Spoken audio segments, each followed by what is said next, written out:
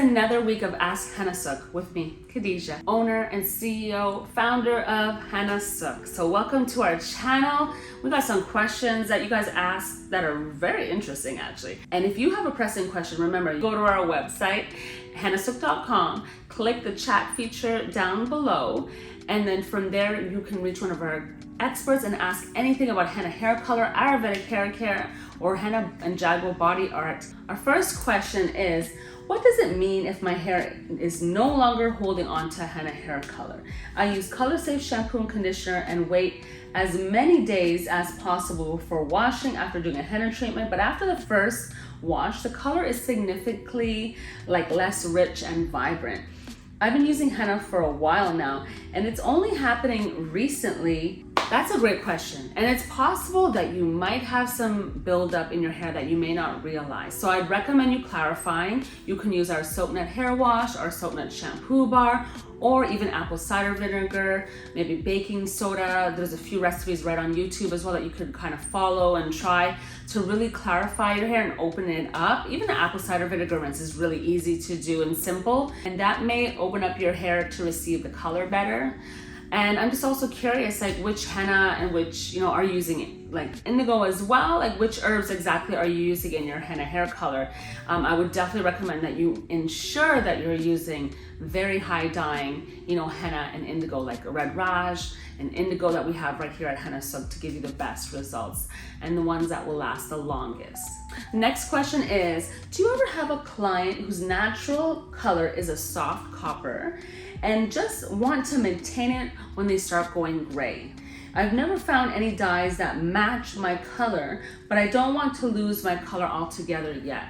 For a soft copper though, I really feel like Moroccan henna, maybe 1 part Moroccan henna and maybe even a little less, and cassia, the rest will be cassia in this whole recipe, 3 parts cassia or a tiny bit more to give you that tone. I mean, you could test hair out of your hairbrush or maybe a swatch of your hair in the back, and see if it's matching up. But yeah, it'll take a little trial and error in that regards to kind of match it up. That might be the best way to try to match it up, but definitely avoid using henna powders that are from India, because again, they go too dark, and I've mentioned that in a few videos before. Certain henna powders just go dark. They're hard to control at cassia, but Moroccan henna is always kind of coppery. It's this classic coppery type henna, and it never really seems, in my opinion, to go dark. I've never seen it go dark like that. Maybe a rich coppery red, but still in the coppery kind of range, without going burgundy or plum or aubergine.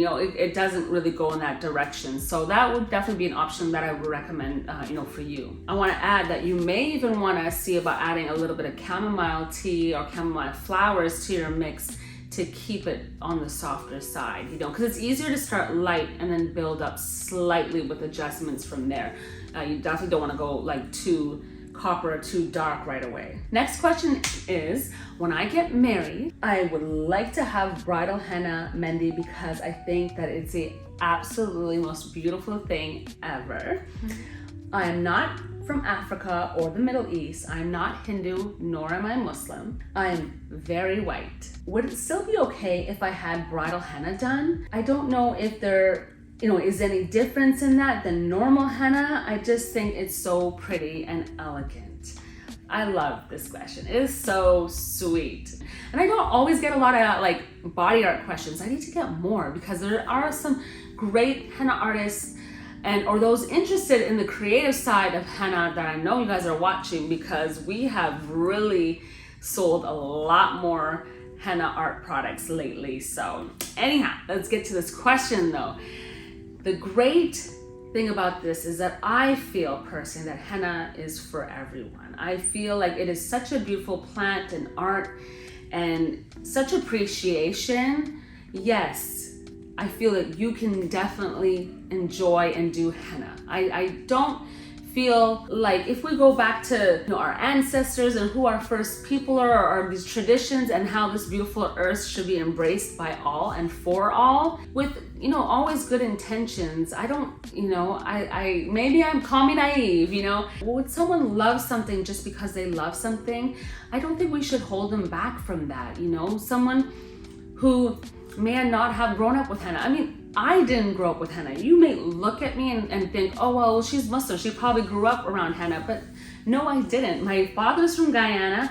My mom's Italian, Canadian, native mix. I did not grow up with henna. Both of my parents and most of my family are Christian, and some of them are Catholic, and some of them are Anglican, and so I didn't grow up with henna either, but I love henna. I love it, and I don't think that we should restrict ourselves for something so beautiful. Like, I don't think it's fair. Like, I could never do that to someone. And people who have good intentions and good hearts, let them love all these beautiful things and let them enjoy it. Just like the way we enjoy all types of art and all types of, beautiful things. If we're doing everything, in respect of those cultures, I just think that it's beautiful to see that people openly embrace those things and give, people props in those areas of culture and traditions and whatnot, because it may make that person a better person, and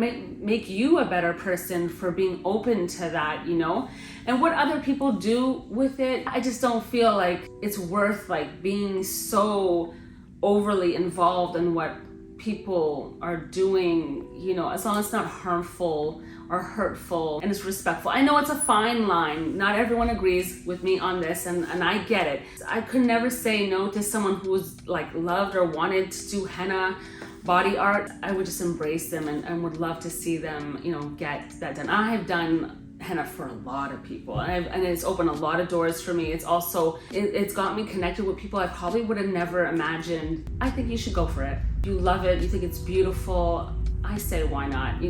Just, your intentions, your art, who you are. Do you, do you. Embrace it, love it, and just cherish it and honor it. That's what's most important. So that's my 2 cents. So I want to thank you guys for tuning in to another week of Ask Hennasooq. Remember, I might choose your question, so you got to post in the comments below to get selected. So subscribe, because I'm trying to hit that 100K 2023. That's my goal. So stay tuned. I'll see you next week. Take care. Bye.